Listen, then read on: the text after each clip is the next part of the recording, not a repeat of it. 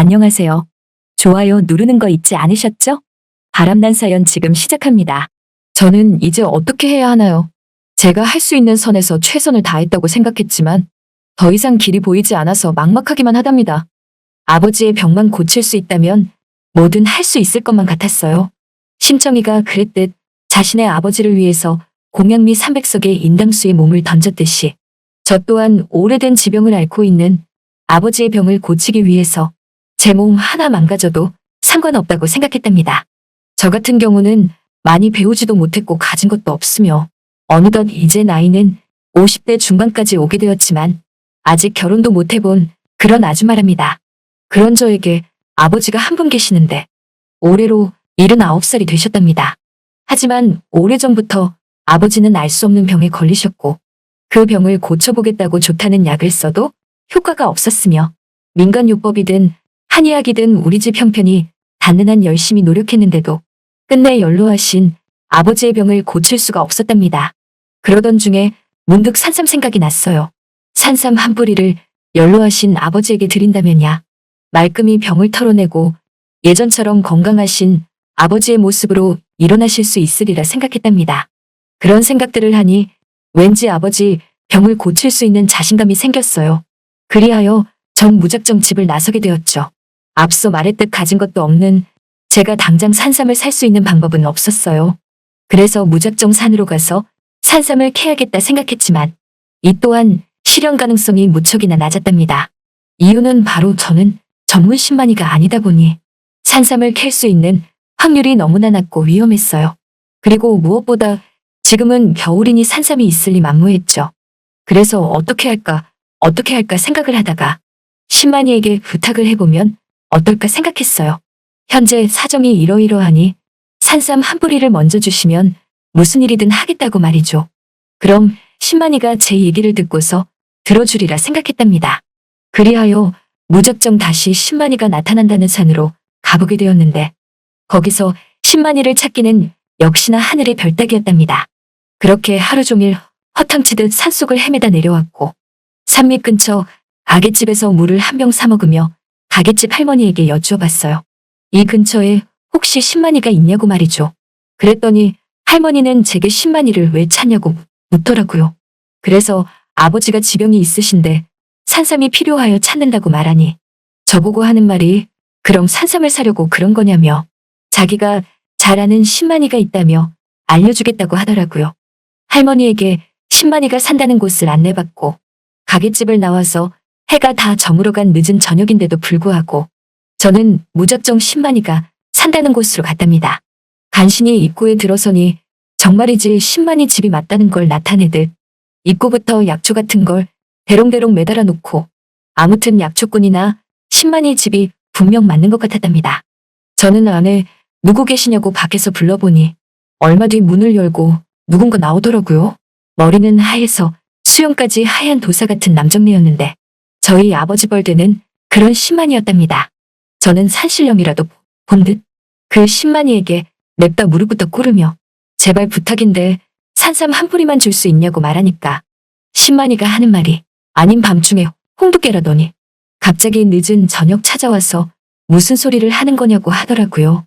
그래서 전 연로하신 저희 아버지가 현재 지병이 있는데 어떤 치료를 해도 낫지 않고 어떤 약을 먹어도 낫지 않는다며 산삼이 꼭 필요하다고 말하니 나보고 하는 말이 사정이 딱한 건 알겠는데 자기도 목숨 걸고 캐오는 산삼을 어찌 그냥 주겠냐고 하더라고요. 그러면서 산삼이 정 필요하면 싸게 줄 테니 무릎 그만 꿇고 어서 일어나라고 해서 저는 일어서며 떨리는 입술로 그 산삼 대체 얼마 하냐고 물으니 도저히 현 시점에서 제가 엄두도 못 낼 가격이었답니다. 그리하여 저는 돈으로 사는 것 말고 다른 방법이 없냐고 말하며 어떤 일이든 다 할 테니 산삼 한 뿌리만 먼저 주시면 안 되냐고 그랬죠. 그랬더니 20만이도 끝내 안 된다고 그러더군요. 뭐 맞는 말이겠죠. 저 같아도 힘들게 캐온 산삼을 함부로 주진 않을 테니까요. 그렇게 아쉬운 마음에 발걸음을 돌리려는데 갑자기 신만이가 저를 부르며 잡더라고요. 그러면서 아까 했던 말 진심이냐며 뭐든지 다 할 수 있냐고 하지 뭐예요. 전 그 말에 물론이라며 산삼 한 뿌리만 준다면 뭐든 할 수 있다고 말했죠. 그럼 좋다면서 산삼 한 뿌리 내줄 테니 대신에 한 달 뒤에 가라고 하지 않겠어요? 여러분이 지금 듣고 계신 채널은 바람난 사연 채널입니다. 그래서 그건 또 무슨 말이냐고 하니까 자기가 10만이 일을 하며 혼자 사니 빨래도 많고 집안도 어지럽고 영말이 아니라면서 한 달 동안 집안일을 해주는 조건으로 이 집에 있어준다면 산삼 한 뿌리를 그때 준다고 했답니다. 그 말에 전 고민이 되더라고요. 일이 어렵지 않을까 해서 고민이 되는 게 아니라 한 달 동안이나 병든 아버지를 놔두고 여기서 지내야 한다는 게 마음이 걸렸죠.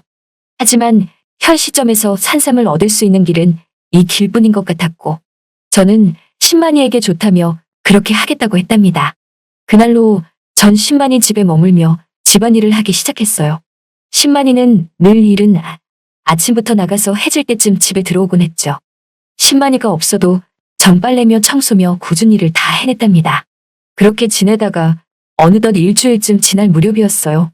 아침이었는데 신만이가 하는 말이 내가 온 뒤로 집이 정말 깨끗해졌다며 괜찮으면 오늘은 집안일은 하지 말고 자기랑 같이 나가보지 않겠냐고 하더라고요. 그래서 전 산삼 캐러 가는 거냐고 하니까 아니라면서 그냥 약초나 몇 뿌리 캐러 갈 건데 같이 가자고 해서 저도 좋다며 그렇게 신만이를 따라 길을 나서게 되었답니다. 이 사람 나이도 많은데 어찌나 산을 잘 타던지 뒷공문이 졸졸 쫓아 따라가는 것도 너무 벅차더라고요. 그런데 이런 한겨울에 약초가 있냐고 물으니 한겨울에만 있는 약초도 물론 있다며 따라오라고 해서 그렇게 따라갔답니다. 하지만 얼마 못 가 여기저기 둘러본 신만이는 아무래도 오늘은 그냥 되돌아 가야겠다며 다시 돌아가자고 했고 그렇게 집을 나선 지 3시간 만에 우리는 다시 집으로 향했어요.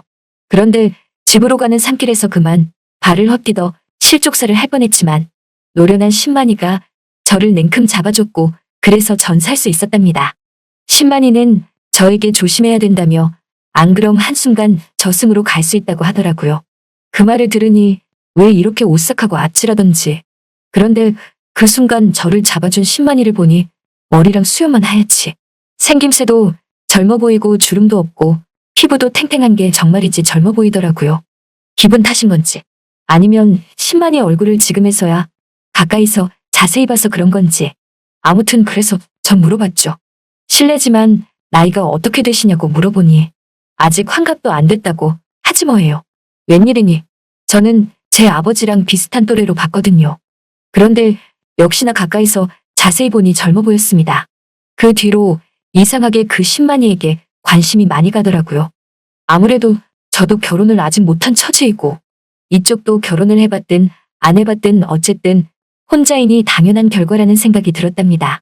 저는 그 신만이랑 그날 저녁 직접 담궜다던 약주를 마시며 어쩌다가 이렇게 혼자 신만이로 살게 됐냐고 하니까 자신은 오래전에 정말 서로 사랑했던 사람이 있었는데 그 사람이 배신을 했다고 하지 뭐예요.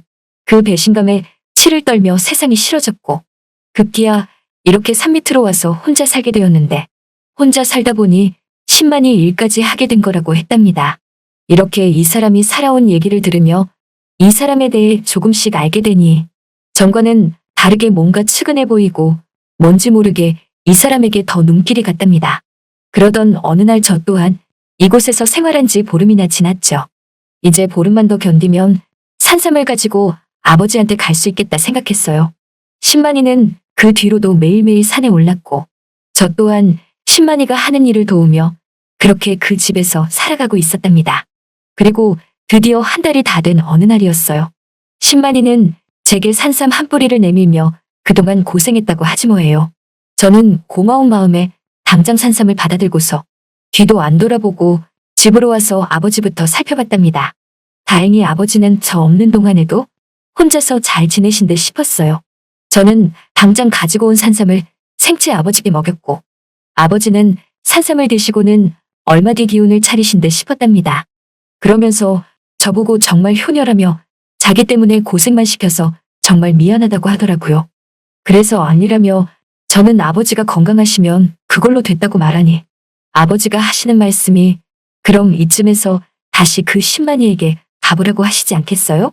저는 놀라움에 아니 아버지가 어떻게 그 신만이를 아시냐고 물으니 사실은 어젯밤에 꿈을 꿨는데 그 꿈이 정말 생생했다며 제가 그 신만이를 만나서 산삼을 받고 그 10만이와 결혼까지 올렸다고 하지 뭐예요. 저는 너무 놀라서 꿈에서 본 그 10만이 생김새를 물어보니 영락없이 한 달 동안 저와 함께 지낸 그 10만이의 모습이었답니다. 꿈도 그렇고 사실 요 며칠 동안 자꾸만 그 10만이가 너무나 보고 싶었거든요. 뒤늦은 나이에 제가 사랑에 빠지고 만 것이죠. 아버지 말대로 저는 곧장 그 10만이를 찾아갔고 10만이를 보자마자 저는 반가움에 꼭 껴안았답니다. 그랬더니 10만이도 저를 기다렸다는 듯 아무 말 없이 꼭 안아주더라고요. 우리는 그 뒤로 맺어졌어요. 사실 한 달 동안 10만이와 지내면서 힘들기보다 너무나 행복했거든요. 이 사람이 마치 제 지아비인 것처럼 말이에요. 아버지도 그 뒤 10만이 집으로 모셔와서 우리 모두는 같이 살게 되었고 우리는 그렇게 한 가족이 되었답니다. 저번에 산을 오를 때 같이 따라가 보니까 정말 산도 잘 타던데 이렇게 부부로서 같이 살다 보니 정말이지 힘이 장사더라고요. 뒤늦게 산삼 때문에 맺어진 인연인데 50을 넘은 나이에 만난 제 짝이 10만이었다니 정말이지 생각지도 못했던 배우자였네요. 아무튼 이제는 제 남편이 된 10만이가 있어 너무나 행복하답니다. 요즘은 겨울이라 일이 별로 없지만 봄부터 시작해서 가을까지 남편이 10만이를 따라 저도 같이 산에 자주 오르곤 하네요. 남편과 함께 있으면 너무나 행복하거든요. 그리고 험한 산 속에서도 남편만 있다면야 저는 무서울 게 없답니다. 그런데 가끔 예기치 못한 곳에서 우리는 실수를 하게 되는 것 같아요. 이게 다 신혼이라서 그런 거겠죠 뭐. 오직 아버지의 병을 고쳐보고자 산삼 하나만 바라보며 무작정 집을 나선 거였는데 아버지의 병도 고치고 새로운 인연도 만나서 저 또한 노처녀가 아닌 이제는 어엿한 누군가의 아내가 되었으니 이 모든 게 다 뜻이 있는 거구나 하는 생각이 든답니다. 잘 들으셨나요? 오늘의 바람난 사연은 여기까지입니다. 구독과 좋아요 부탁드립니다.